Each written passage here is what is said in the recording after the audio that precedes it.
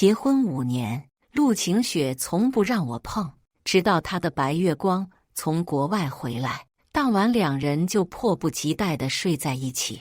我将他俩捉奸在床后，负气出走。所有人都嘲讽我一个赘婿不该有这么大的脾气。陆晴雪也觉得应该晾我一段时间。2年过去了，他才给我打来电话。还生气吗？早就不生气了，不生气了就好。你可以回来了，我在伺候老婆坐月子呢。大家好，开始今天的分享之前，希望你能给人间烟火点个订阅，我将会分享更多优质的内容。结婚5周年这天，老婆面色潮红地躺在我们的床上，深情款款地搂着她的白月光徐长明，恳切表白道：嫁给林旭我是迫不得已，但是我的第一次必须给你。5年了，我一直守着身子，为了让他死心，我还说我有妇科病。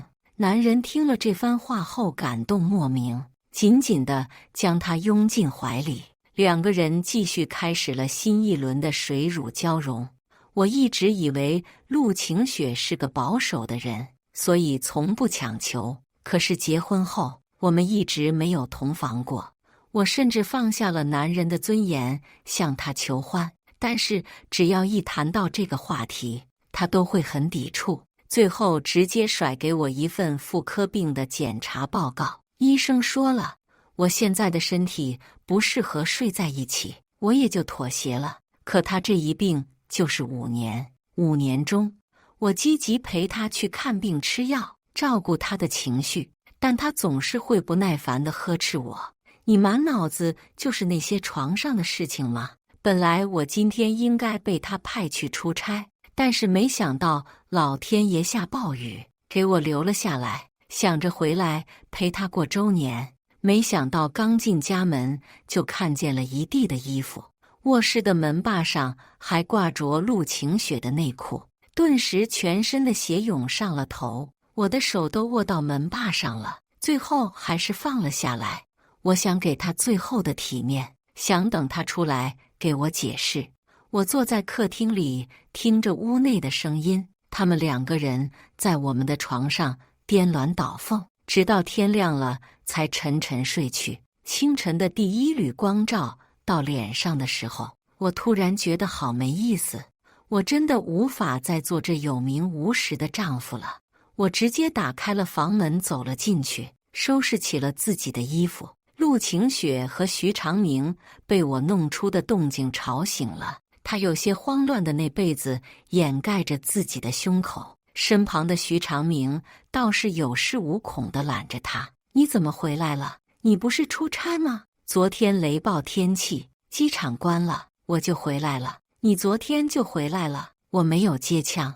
陆晴雪慌忙解释：不是你想的那样，他结巴了半天，也没有找到像样的借口，最后还是徐长明光明磊落：兄弟，别往心里去，虽然我拿了一血，但她还是你的老婆呀。人在无语的时候真的会笑。好在我的东西不多，收拾好后，我将婚戒摘了下来，放在了他的床头。晴雪，我们两不相欠了。他冷哼一声，也摘掉了自己的戒指，连带着我的戒指一起砸向了我，言语间全是怨气。好啊，你有本事走了就别回来，一个赘婿真把自己当碟子菜了。5年的青春，我也偿还了你的恩情，我们确实两不相欠了。正月里的天是干冷的，我拖着行李箱走在大街上，没想到我走出陆家是这么的容易。也是，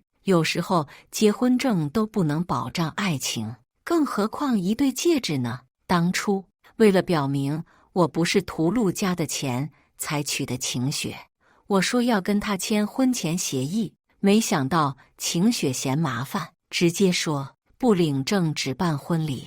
为了娶到他，我答应了。现在想来，他不是怕麻烦，只是在给自己留后路罢了。我订了飞机，目的地英国。当初为了和晴雪结婚，我放弃了去英国深造的机会，现在也是时候走回自己的路了。落地后，我就联系上了大学时候的教授，他对我来说亦师亦友，听说我想读博，立马就给我抛来了橄榄枝。在他的安排下，我很快就在英国安顿了下来，开始了博士的学习。在这里，我遇到了一个小姑娘陆瑶，她像极了15岁时的陆晴雪，大马尾高高竖着，净白的脸庞上带着一双闪着星星的眼睛。遇到她的那天，她被抢了手机，是我和警察一起将劫匪抓了起来。之后就是她要了我的联系方式，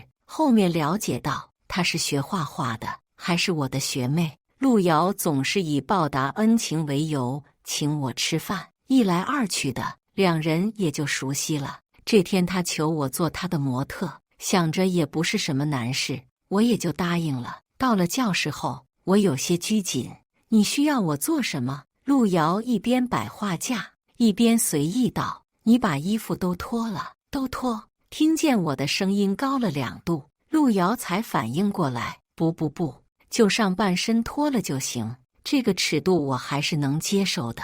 好在一直坚持锻炼，现在的身材露出来并不丢脸。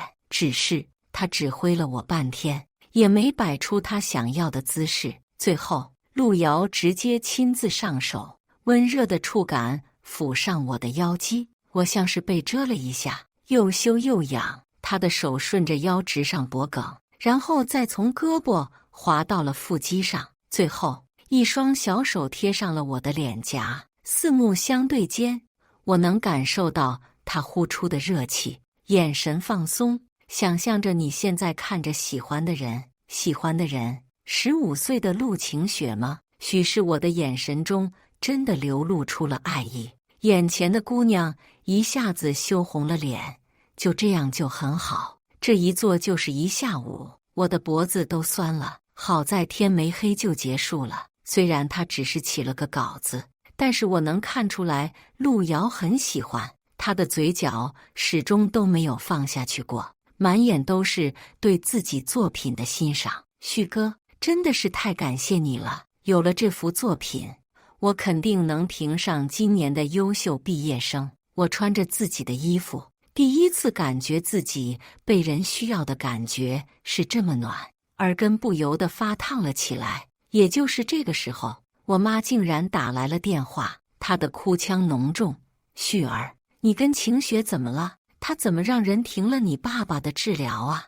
你爸爸现在就只能靠着那些机器续命啊，停了他可怎么办呢？医生让我去筹钱，1周50万要一起交，我哪有那钱啊？妈，你别急，我先把我卡里的20万转给你，剩下的我晚点给你。这边挂了妈的电话后，我就匆匆跟陆瑶道了别，开始筹钱。可陆晴雪好像是早就预料到了我的下一步，我所有的朋友都不约而同的没钱借给我，而且都在劝我早点回家，一个赘婿别跟媳妇赛脸。走投无路的我最后只能软了性子，给陆晴雪打去了电话。电话刚接通，我就听见陆晴雪的叫床声，半分钟后那边才说话：哟，这不是林大爷吗？怎么有空给我打电话？我强忍着心中的火气，低声道：晴雪，离婚是咱们2个人的事情，别牵扯我爸妈行不行？就看在我当初从劫匪手中救出你，还替你挡了一刀的份上，救救我爸行不行？陆晴雪被徐长明弄得痒痒，娇嗔地骂了他一句：别闹，转头又应了声音跟我说：你不是硬气得很吗？说我们2不相欠了，要是我再给你爸出医药费，岂不是又玷污了你这赘婿的清誉？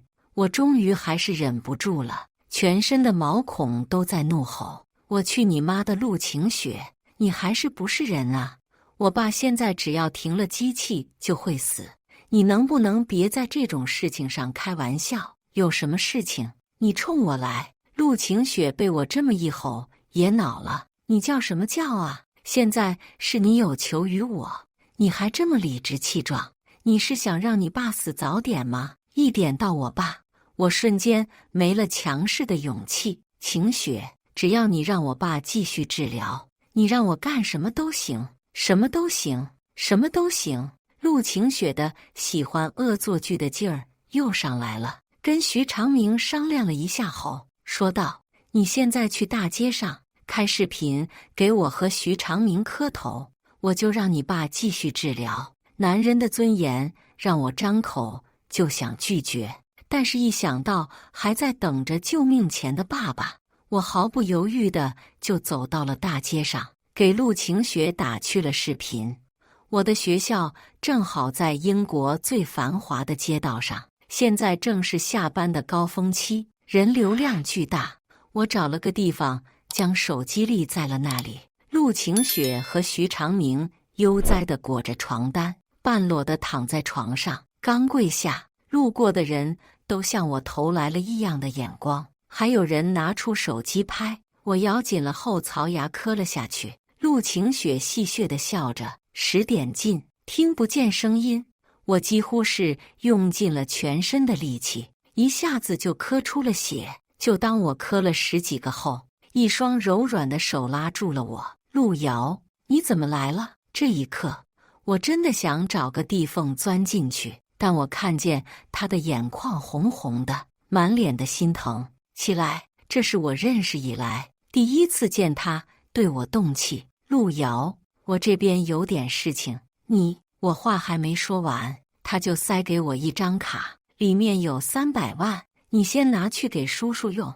他肯定是在画室里听见了我和妈的对话，不知为何，这一刻我鼻子像是被塞了一块被浸满醋的棉花，又酸又堵。林旭，他是谁？陆晴雪原本很享受把我踩到泥里的感觉，突然看见我身边出现了一个小姑娘，出手还这么阔绰，她的心里一时间竟有些吃味。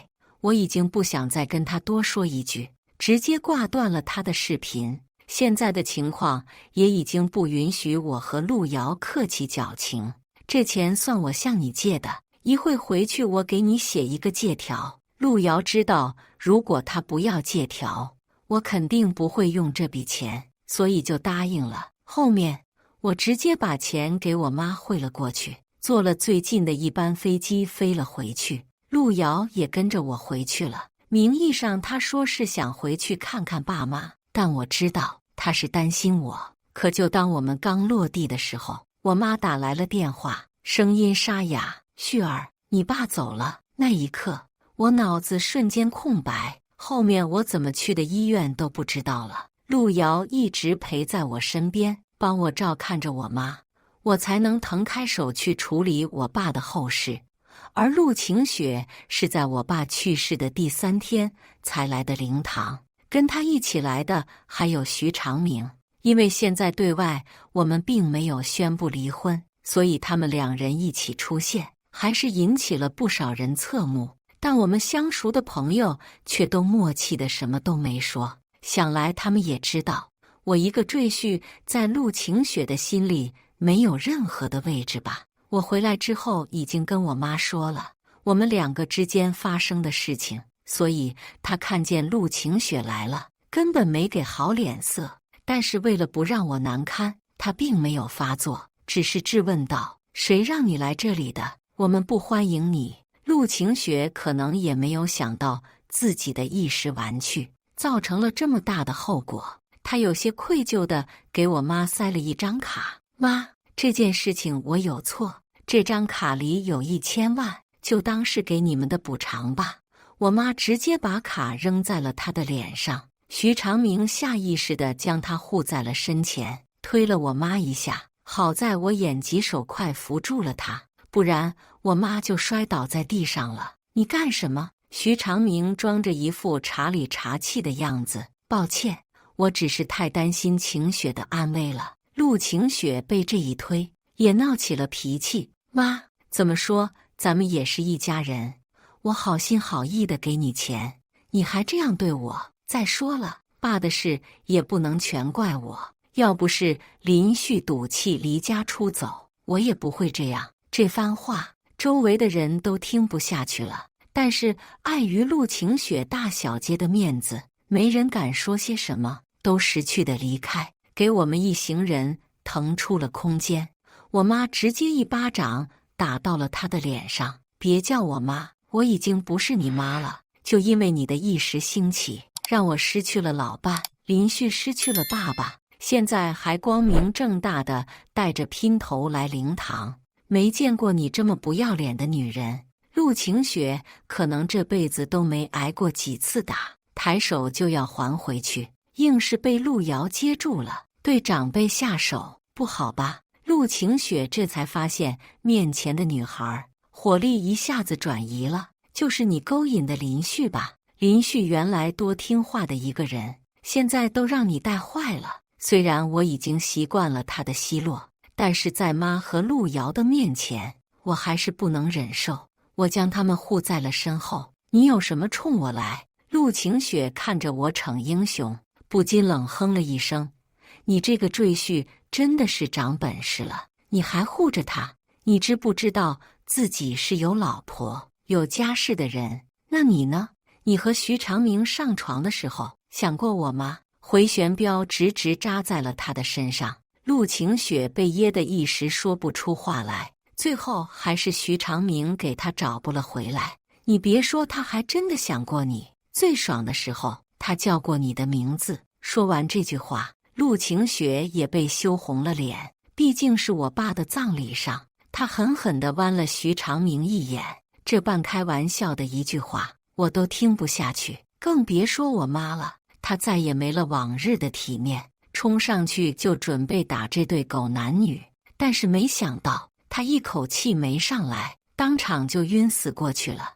我声嘶力竭地叫着妈，还是陆瑶冷静地叫了救护车。陆晴雪则是被徐长明带离了这个是非之地。经过一夜的抢救，我妈还是走了。医生说她常年照顾我爸，身体落下了亏空，急火攻心，脑中的血管破了，人一下子就没了。那一夜我根本哭不出来，平静地将老两口葬到了公墓里。陆晴雪和徐长明也不请自来了。我几乎是发了疯的想冲上前去掐死这两个罪魁祸首。你怎么还敢出现在我的面前？陆晴雪还没说话，徐长明先开口斥责我。晴雪那天也被吓到了，回去之后愧疚的几天没吃好睡好。你居然这个样子，你还有脸说要不是你和他，我爸妈就不会死。林旭，你不要血口喷人。晴雪也不能未卜先知，他怎么可能知道你爸爸撑不过一晚？你妈的事情也是个意外，更不能算在他的头上。徐长明根本就是在拱火。我虽然心里都清楚，但还是不由得大吼大叫起来。陆晴雪，你给我滚！我这辈子都不想看见你。林旭，我知道你心里难受，这个卡里有不少钱，你拿着。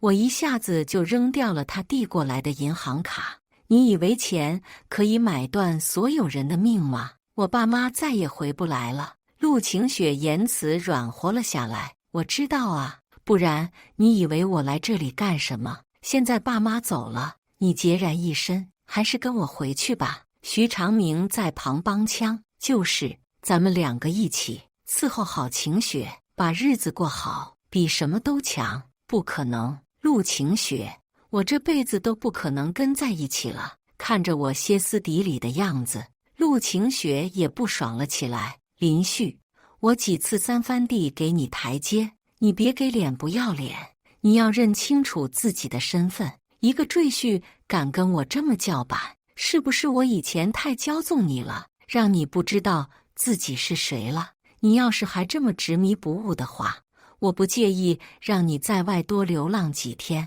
我就算是死，也不会向你屈服。好，你记住你今天说的话，永远都不要后悔。陆晴雪不忿地指了我两下后，带着徐长明走了。两人一走，我瞬间就卸下了全身的力气，摸着爸妈那冰凉的石碑，泪一下子就下来了。陆瑶在旁边安慰着我，我一下子将人拥进了怀里，任凭情绪爆发。陆瑶，我没爸妈了，他知道我心里难受，轻轻地给我顺气。旭哥，我带你走好不好？我们离开这个伤心的，重新开始好不好？路遥双手托着我的下巴，眼神中坚定而温柔。也就是这一刻，我认定了路遥，无比真诚地回了一句：好。我们又回到了英国，相处了3个月后，我和路遥正式确认了关系。为了方便照顾他，我们住在了一起。虽然不同屋，但是我还是觉得很安心。在他的陪伴下，我渐渐走出了那段带给我阴影的婚姻，释怀了爸妈的离去。现在我每天最喜欢干的事情就是看他吃我做的饭，花我的钱，那种被需要的感觉是我在陆晴雪身上感受不到的。我就是想要把自己的一切都给路遥。恋爱了半年后，我和他一起回到了国内，见了家长，看见路遥，就知道他是在一个充满爱的家里长大。他的爸爸妈妈对我也很合眼缘，后续就商定了结婚的事宜。其实不是我着急，而是路遥等不及了。他说怕我再被别人抢跑了，小傻瓜一个，我的心都被他拴住了，这辈子都跑不掉了。在国内举办了婚礼，领了证后，我们就回到了英国，因为路遥说他喜欢那里的冬天。就在英国下起第1场雪的时候，路遥拿给了我一根验孕棒，2条杠，我当爸爸了。路遥幸福地勾着我的脖子，眼中含着泪，以后又多了一个人跟我一起爱你了。和陆晴雪结婚的5年里，我觉得人生是如此的漫长，好像一辈子就会那样无爱无性地做一尊被金子镀满全身的吉祥物，守着一个不爱我的人。可当我真的跟路遥见识到平凡的幸福后，我真的希望时间能过得更慢一些。转眼又是一个雪夜，我们的儿子林思耀出生了，也就是同一天，徐长明结婚了。我是在电视上的国际消息看见他的，我很好奇他的婚事为什么能出现在国际消息上，但等我看清楚他娶的是个王储后，我也就不稀奇了。草草地看了一眼这个信息后，我就换了台。也就是这个时候，我的手机铃声突然响了，儿子被吵醒了，一下子就哭了。路遥气得狠狠地踹了我一脚，让我滚出去接。分别给老婆和儿子亲了一口赔罪后，我到病房门口，刚接起了电话，对面就响起了熟悉的声音，是陆晴雪。还生气吗？我从门上的透明玻璃向房间里看去，路遥正轻声哄着儿子，窗外暖暖的日光打在他们2人的身上。我感觉人生不过如此，随即戏谑回道：早就不生气了。我似乎都能听见陆晴雪轻蔑的笑声。不生气了就好，你可以回来了。要是2年前他对我说这句话，我肯定会毫不犹豫地回到他的身边。但是现在我们之间横亘了太多的人和事，那真的太不好意思了。我可能回不去了，我在伺候老婆坐月子呢。陆晴雪的声音立马就高了8度。林旭，你别给脸不要脸，我都低3下4给你台阶了，你还给我开玩笑？你想多了，你现在的关系不配我给你开玩笑。我真的已经结婚了，而且就在今天，我老婆给我生了儿子。林旭，你别忘了，我们结过婚，而且我从来没给你说过要分开，你怎么敢跟别人在一起？2年了，你还真是一点都没变啊！你以为你是世界的中心吗？谁都要围着你转吗？时至今日，你都在意的是你自己的开心快乐。你想过我死去的爸妈吗？你这2年当中，心中可有过一丝的愧疚？那边长久的沉默，要不是陆晴雪不规律的喘息声，我都以为她挂了。她最终还是软了态度，轻声道：林旭，对不起，爸妈的事情是我的错，别闹了，回来吧。徐长明已经结婚了，我心里再也没他了，以后好好过日子，好吗？这是我这么多年第一次听他这么低三下四的语气。晴雪，我知道你很难接受，但是这是个事实，我已经结婚了，我们已经回不去了。陆晴雪没想到自己哄了这么半天，给了无数的台阶，我还是这么毅然决然。好，你就装，我看你能装到什么时候。他愤怒地挂断了电话，我面无表情地删掉、拉黑了我们之间所有的联系方式。曾几何时，我以为将他从我的生活中割舍出去是件很难的事情，现在看来也不过如此。我转身回了房间，接过了陆瑶怀里的儿子。谁呀？打了这么久，跟你抢老公的？陆晴雪呀。我不在意地点了点头，本以为他准备发作，没想到他丝毫不在意。我还准备下跪解释呢，不给我机会，你怎么一点反应都没有？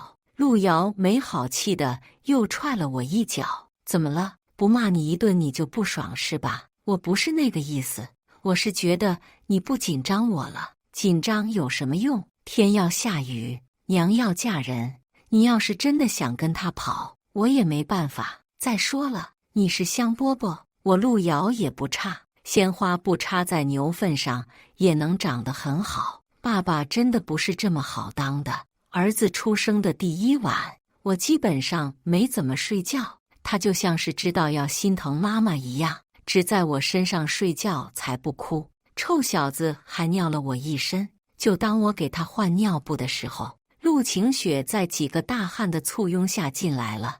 我下意识地把陆瑶藏在了身后。陆晴雪的眉头不住地抽动。林旭，跟我回去吧，只要你愿意，我也可以跟你领证，我也可以给你生孩子。他几乎是哀求的声音。凭什么？你对他造成了那么大的伤害，现在轻描淡写又想让他回去，你把他当什么了？陆晴雪显然是被陆瑶的话击住了。你算哪根葱？我跟林旭结婚的时候，你还不知道在哪儿呢？你以为生个孩子就能拴住他一辈子？你也太天真了。你不过是因为长得跟我很像，被林旭当作消遣罢了。陆瑶还想说些什么，但是我安抚住了。乖，别跟这种人怄气，我带他们出去说。你和儿子等我回来。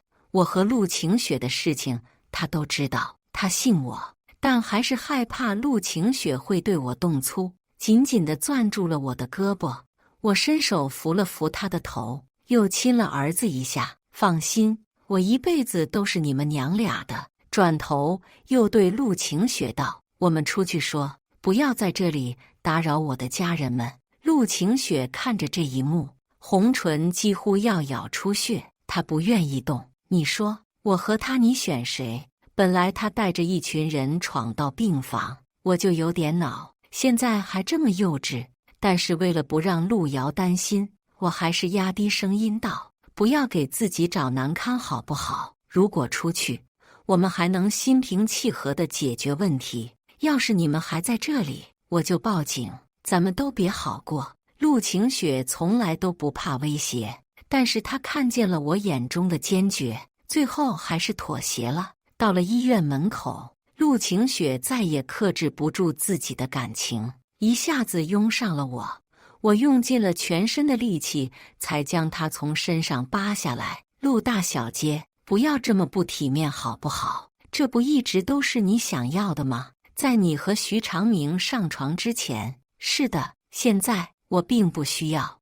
我只是犯了一个所有男人都会犯的错误，我还是爱你的，只不过原来我自己并不知道。徐长明走了之后，我才发现我不能没有你。我冷哼了一声，陆晴雪，不要再自欺欺人了，你根本就不是爱我，你是因为徐长明结婚了，才想起来我这个备胎吧。他被拆穿了小心思后，眼神再也没了最初的坚定。可能他自己都不知道是不是爱我，但他可能觉得只要说出来就能挽回我。那你不也是一样？陆瑶，他跟我一个姓，而且他跟我年轻的时候长得还很像。你敢说他不是我的备胎？不是。陆晴雪，你不要觉得自己是香饽饽好不好？跟你一个姓的人多了，只陆瑶是独一无二，她现在是我的妻子，我希望你不要这样侮辱她。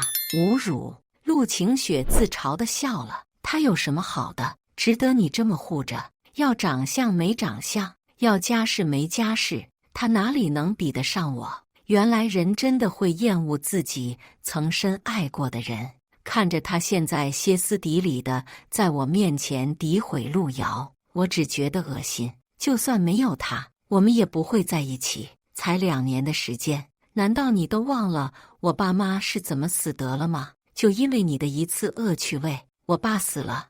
你带着徐长明大闹我爸的灵堂，把我妈也气死了。要不是陆瑶这2年的陪伴，可能我也就跟着他们去了。而你到现在都没有丝毫的悔意。陆晴雪身子一震，颤颤巍巍道：“那只是个意外，只要你肯回到我的身边，我愿意在爸妈墓前长跪不起。”我淡淡笑了，原本的怨气也没有了，不是想原谅他了，而是觉得他有些可怜，这一生都在寻求别人的陪伴。你就这么缺爱吗？陆晴雪并没有回答我这个问题，只是咬住了嘴唇，试图打感情牌，岔开话题。你还记得吗？15岁那年，我被绑架，是你不顾自身的安危，在警察找到我之前救下了我，你还为我挡了一刀，你忘了吗？你想想那个时候对我的感觉，难道不是爱吗？高3那年，晴雪被绑架了，不为别的，就因为劫匪知道了他陆家大小姐的身份，当时开出了3个亿的天价，比我可贵多了。陆妈眼睛都没眨，警也没报，就交付了赎金。劫匪觉得这钱来得太容易，就没按照约定放了陆晴雪，而是继续索要3亿。这下陆家急了，报了警。只是这个时候，我已经凭借着陆晴雪留下的蛛丝马迹，找到了他们的藏身之处。可我毕竟是个孩子，在最后带着他逃出去的时候，被歹徒发现。我为了保护他，身中数刀，但是好在警察这个时候也来了，我们得救了。是啊，你还记得呢？那个时候，老太太为了让你报答我的恩情，许诺把你嫁给我。可你本和徐长明情投意合，最后还是看在我为你差点中刀身亡的份上，嫁给了我。也许从一开始便是错的，晴雪，我爱过你，但也只是爱过了。5年不算多，也不算少，但是能发现我们并不合适，也算是件幸事，不是吗？陆晴雪的泪一下子就流了下来，不住哽咽。你怎么能这么快就释怀了？明明你当初这么爱我。我抑制住自己想给他擦泪的冲动，眼睛错开了他的脸，转身看见了陆瑶裹着羽绒服，怀里揣着儿子，在门口担心地看着我们。晴雪，不是我释怀得快，而是人生太短。我遇到了那个想相守一生的人，我不想把时间都消磨在往事之上。我们之间真的不可能了，希望你也能早日走出来。说完这句话后，我就跑向了陆瑶，帮他拉起了衣服，言语中有些责怪。你怎么下来了？我搓热了双手盖住了他发红的小脸。我担心你吗？我用大衣围住了他们娘俩。放心吧，事情结束了，我们回去吧。陆瑶灿然一笑。好。那一夜，陆晴雪在楼下站了好久，最后看着医院窗户上印出的一家3口的身影，消失在了风雪之中。以上就是今天分享的故事，大家有什么想说的、想吐槽的，欢迎在下方评论交流，也更希望能给人间烟火点个订阅，我将会分享更多优质的故事内容。